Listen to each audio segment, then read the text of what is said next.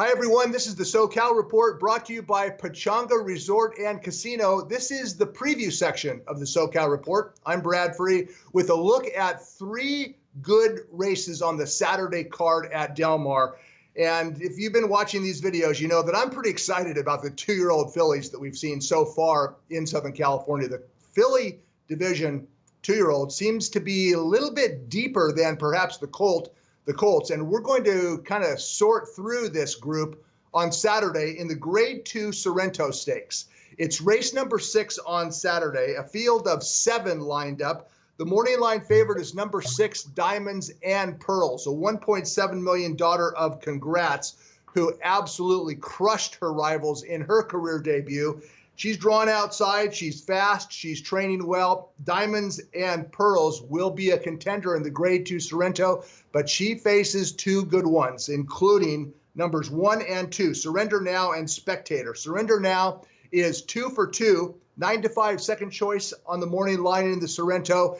And as we take a look at her most recent start, her career debut was June 9th at Santa Anita. She won that by 2 lengths, and she improved a ton second time out. July 2nd in the Yellow Stakes, she crushed the field. She won by 8 lengths. She earned a 79 Beyer speed figure, and she did it the right way. It was as visually impressive as it looks on paper. A decisive win.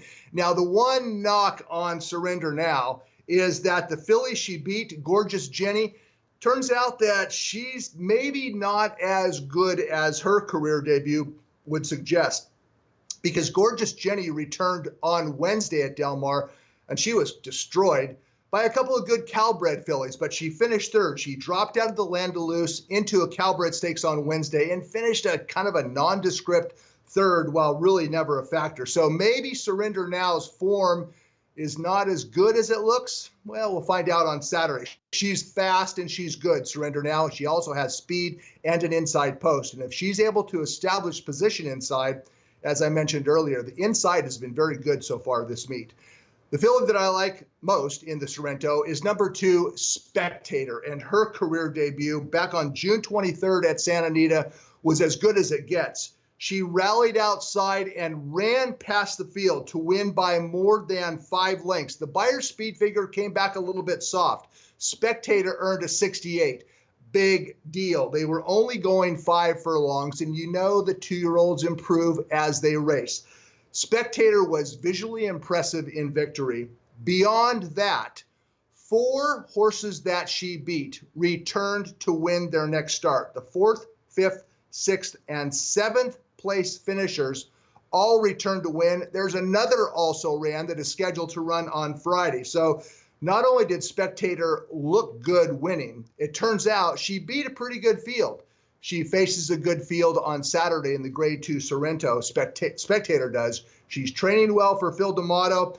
I would hope that her jockey, Jamie Theriot, can save some ground instead of the rally wide move, because as I said earlier, rally wide moves have not won with very much regularity this summer at Del Mar on the main track. So hopefully Theriot can save some ground, find a way through, and see if he can catch 2 very good fillies in Diamonds and Pearls and Surrender Now. This is a good edition of the Sorrento as we move closer to the Del Mar debutante later on in the meet. Race number 7 on Saturday. Every weekend, we have a good field of 2-year-old colts and geldings running in a maiden special weight at Del Mar. We saw Gracita. We saw Tatters to Riches last week. This Saturday, it is the turn of program favorite number 4, Bolt d'Oro.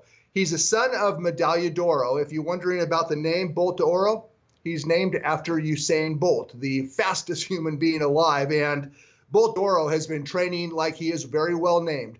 Owned and trained by Mick Ruiz. This son of Medaglia d'Oro cost $630,000 as a yearling, and he has done everything right in the mornings leading into his career debut. He'll be ridden by Corey Nakatani. Nakatani has worked him in the morning.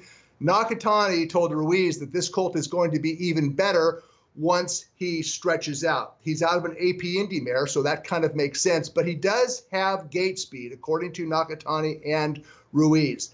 The 7-2 favorite on the morning line, Medaglia d'Oro. He faces what appears to be a relatively competitive field. Number 2, King Cause, is a full brother to a horse named Running Mate, who won his career debut last fall back in the Midwest. Number 9, So Long Sailor, a first-time starter trained by Peter Miller. He should come out running. Number 3, Channel Crossing, a Broken Valve colt trained by Jerry Hollendorfer. But all the attention on Saturday in race number 7 will be on number 4, Bolt d'Oro. And if he runs as well as he trains in the morning, well, he should win this race. There's a lot of ifs, ands, or buts. I'm not quite as confident with Bolt d'Oro as I was last week with Tatters to Riches, but the price should be a little bit higher. 7-2 on the morning line for Bolt d'Oro, Medaglia d'Oro colt making his career debut in race number 7. Race number 8 on Saturday is the Grade 2 Yellow Ribbon Stakes for fillies and mares at 1.16 miles on turf, and the morning line favorite is obvious. It's number 8, Avenge. She was she was the top filly mare grass runner last fall. She finished 3rd in the Breeders' Cup Filly and Mare Turf, and then she was off until May. May 27th, let's go ahead and take a look at her comeback race. This was Avenge in the Grade 1 Gamely, May 27th at Santa Anita, and she was able to establish the lead as she figured to do. The fractions look fast, they were, but the turf course was playing pretty quick that day. 109-3, 133-1. Lady Eli was forwardly placed, and so was Goodyear for Roses. I would have liked to have seen Avenge put up a little more resistance in the lane. Considering who the winner was, Lady Eli, maybe that's too critical of an assessment. And I might have been accused of that before, being overly critical of favorites. But she is a favorite, and when you're backing a favorite, you want everything to be perfect. I'm not sure that it is for Avenge, at least not yet. She's the class of the field. She's the horse that beat, and she might win this race. But I like number 7, Cambodia. Shipping in for trainer Tom Proctor with good form back east and good numbers. Grade 3 caliber mare. She's by Warfront. So is Avenge. A couple of 5-year-old mares by Warfront.